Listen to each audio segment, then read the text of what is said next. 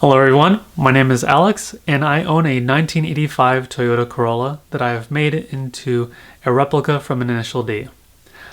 I have owned the car for over 10 years and it is my very first car, but before owning it and before watching Initial D, I knew absolutely zero about cars. Growing up, my dad was constantly trying to get me into cars. He would always have me pass him a screwdriver or a wrench or a socket, but I could not be more bored. I had no interest and I much rather have gone inside and played video games. It wasn't until I was 15 years old that I went to a DVD store in Chinatown and I was looking around for something new to watch, and I found this pretty cool movie called Initial D, the movie, and has a nice car on it, looked pretty cool, so I thought, what the heck, I'll buy it. After watching it, I absolutely fell in love with it. It was completely different from anything I ever watched before. The animation was a mixture of 2D and 3D. The music was new and different and catchy. The characters were fun to watch, and the racing style was something I never even heard of. While looking up more information on Initial D, the movie, I actually found out that it was a sequel to a TV show. So immediately I went back to the Chinatown store, bought first stage, second stage, extra stage, battle stage, and watched them all. I shared them all with my friends and we all fell in love with it together.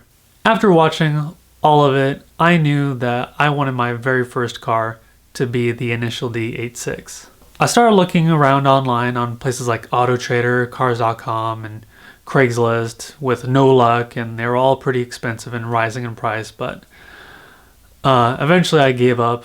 But thanks to friends who were also getting into cars, that re-sparked my interest in, I found one online down in San Jose, California, and I checked it out, looked great, brand new paint job, but there was only one little problem with it, and it had no engine. Thankfully, my dad is big into cars and he likes to repair and restore them. So I looked at him and I asked very nicely if he would like to help me build it together. And thankfully he said yes. After buying the car, I knew I wanted it to look exactly like a replica from the show.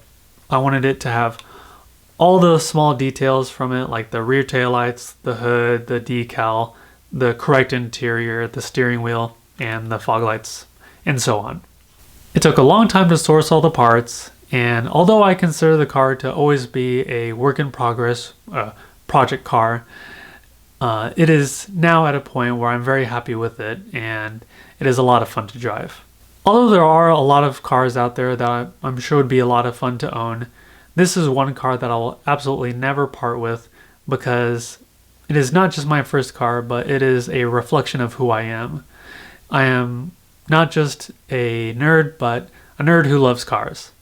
And because I am such a big nerd, and because I love cars so much, I have wound up buying 2 other cars that I'm turning into replicas as well, but I'll save that for another video.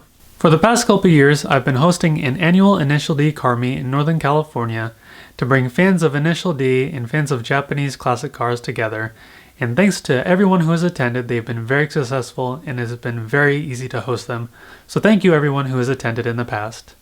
But as many of you know, there will not be one next year. But that is because I will be moving to Japan and staying for a year or longer. And I invite everyone who is interested in video games, cars, or Japanese culture to subscribe to my channel, because I will be going to many events like Tokyo Game Show, Super GT, Formula 1, Hokkaido Rally, and so on. Thank you all for watching my very first video, and please check out some of the other videos I will be making very soon.